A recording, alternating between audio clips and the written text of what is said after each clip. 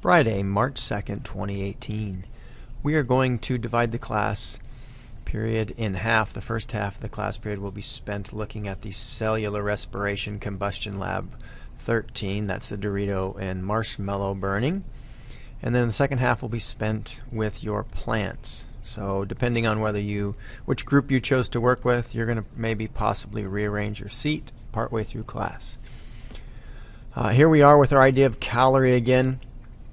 We're going to return to our number 5 diagram. That's the one with the candle at the top and the human respiratory at the bottom, and talk about how the pathway of carbohydrate processing and fat processing in the body leads to two different ways to provide energy, and the pros and cons of each. It seems like we've got some modern trends going in one direction, and generation before went in another direction, and people like to be all over the place with diet, and we want to kind of give you some standard facts to work with so you can make decisions as to what might meet your needs best.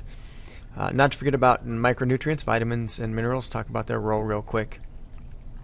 We will visit VO2 max, even though it's not in the curriculum. It's not part of anything that you're going to find in any of these inquiries that we do.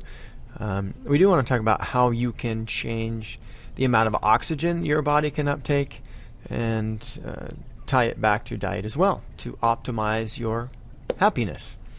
Once we're done with that, we are going to collect the calorie data that we worked with yesterday as well as the 005 diagram. And then that leaves about 15 to 20 minutes to take plant data. To talk a little bit more about VO2 max, the effect of exercise and conditioning on your ability to increase how much oxygen your body can get through things like more blood volume and blood cells and capillaries and hemoglobin and lung capacity.